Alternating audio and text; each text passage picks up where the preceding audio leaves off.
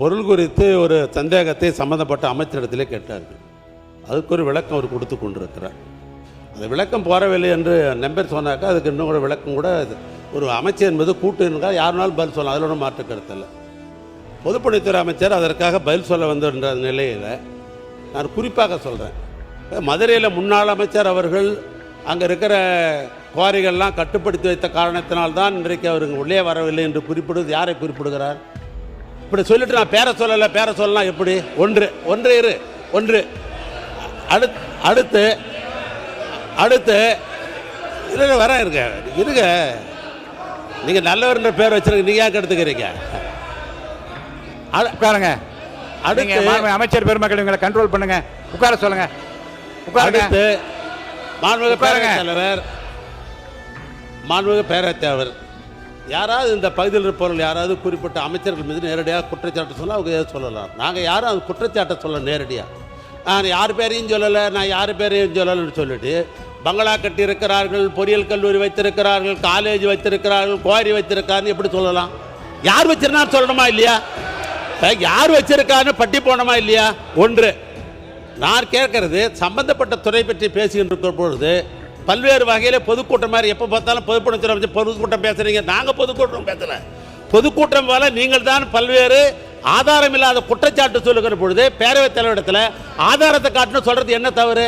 ஆதாரம் கொடு என்று சொல்கிற காரணத்தில் நான் பேசுகிறேன் என்று பொத்தாம்பதுவாக பேசுவது எந்த விதத்தில் நியாயம்? ஆனால் இந்த சட்டப்பேரவை என்பது நான் மீண்டும் சொல்லுகிறேன், ஏற்கனவே தொடர்ந்து ஆதாரம் இருந்தால் என்று உங்கள்கிட்ட காட்டிட்டு பேசணும்னு சொல்லியிருக்கிறோம் நாங்கள் அதோட மாற்று கருத்தில். ஆனால் பொத்தாம்பதுவாக பொதுப்பணித்துறை அமைச்சர் அவர்கள் தான் எப்பொழுது பார்த்தாலும் அரசியல் ரீதியாக உள்நோக்கத்தோடு நீங்கள் பேசுறீங்களே ஒழிய நாங்கள் என்ன உள்நோக்கத்தோடு பேசுகிறோம்? சம்பந்தப்பட்ட பேசி கொண்டிருக்கிறோம். ஆக பிரச்சனைகள் என்று வருகிற பொழுது அங்கே எல்லாரும் எழுந்திருக்கிற போது எங்காலுங்க என்ன மரக்கட்டையாக உட்காந்துருக்க முடியும்? உணர்வு வரதானே செய்யும். இல்லை உணர்வு வரதானே செய்யும். அதனால் இன்னும் சொல்ல போனால் இந்த சபையை நடத்துவதற்கு உங்களுக்கு முழுமையாக ஒத்துழைக்க வேண்டியவர்கள் ஆளுங்கட்சி தான்.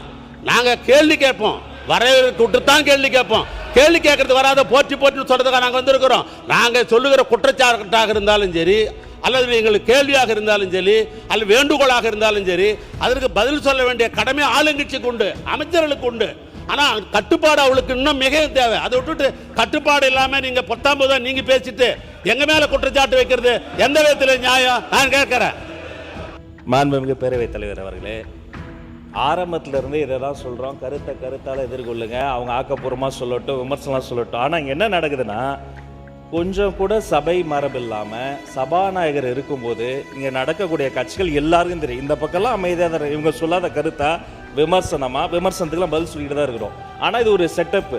பின்னாடி இருக்கிறவங்க ஏங்கிறது அதுங்கிறது அவன் இவன் அடிக்க வருது. உடனே இவரு ஏஞ்சி கட்டுப்பாடு எங்களுக்கு சொல்லி தராங்களாம். கொஞ்சம் திரும்பி அவரை சொல்லிக் கொடுக்க சொல்லுங்க. நான் மீண்டும் இதே தான் சொல்லிக்கிறேன், இது வெற்றி தலைவர் அரசு. இந்த மிரட்டல்களாம் பயப்படுற அரசு கிடையாது. நாகரிகமா பேசணும்.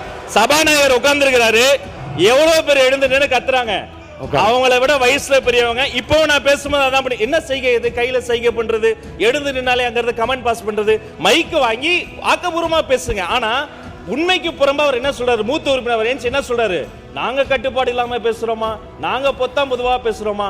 முதல்ல நாகரிகமா எப்படி பேசணும்னு அவருடைய உறுப்பினர்களுக்கு சொல்லி தரணும்னு உங்க மூலம் சொல்லிக்கிறோம். ஒண்ணு இந்த விவாதம். ரெண்டாவது எங்கேயாவது இதுக்கு முன்னாடி சட்டமன்றத்துல இத்தனை இழிவாக வா போ வாடா போடா அவனே எல்லாம் பேசுறது ஏன் அனுமதிக்கிறீங்க? மைக்ல பேசினாதான் பேச்சா? மைக்கில் அவ்வளவு கமெண்ட்ஸ் பேசும்போது இது எல்லாம் ரத்தம். வெற்றி தலைவரினுடைய தலைமையில புதிய தலைமுறை அரசியல் வந்துருக்கு. நல்ல பாடங்களை சொல்லிக் கொடுங்க, எப்படி நல்லா பேசணும்னு சொல்லிக் கொடுங்க. அதை விட்டுட்டு வம்புக்கு இழுப்பதே அவங்க தான். ஒரு அமைச்சர் பேசுகிறார்னா ஆதாரம் கேட்குறீங்களா? இப்ப நான் பேசும்போது அங்கிருந்து 15 பேர் பேசிக்கிட்டே தான் இருக்கிறீங்க. ஒரு அமைச்சர் பேசும் ஆதாரம் கேட்குறீங்களா? சபாநாயகர் கிட்ட அவர் சப்மிட் பண்ணுவாரு. குறிப்பிட்டு பேரை சொன்னாரா, கட்சியை சொன்னாரா? எதுவுமே சொல்லல. ஒரு திரைப்பட காட்சியில சுனா பணம் இருந்து ஆட்டை திருடதை பத்தி கேட்டா அவரு பதறுவாரு, ஐயோன்ட்டு. அவர் யாரு பேருமே சொல்லல. சட்டத்துறை அமைச்சரோ பொதுப்பணித்துறை அமைச்சரோ மாண்புமிகு நீர்வளத்துறை அமைச்சரோ யாருக்கும் சங்கடம் வரக்கூடாது, ஒரு ஆக்கப்பூர்வமா போன அனுசரிச்சு போகணும்னு ரொம்ப பொறுமையா எல்லாரும் அனுசரிச்சு போறோம். அதே மாதிரி அங்க இருக்க மூத்த உறுப்பினர் பின்னாடி இருக்கவங்களுக்கு சொல்லுங்க, கொஞ்சம் நாகரிகமா பேசணும். இப்படி நடுக்கூடத்துக்கு வந்து பேசக்கூடாது. குறிப்பாக சபாநாயகர், வரலாற்று சிறப்பு மிக்க ஜனநாயகபூர்வமான சபாநாயகர் இருக்கிற பொழுது இப்படி நாகரிக பேசுவது கண்டிப்பாக ஏற்புடையது அல்ல என்பதை உங்கள் மூலமாக தெரிவித்துக் கொள்கிறேன்.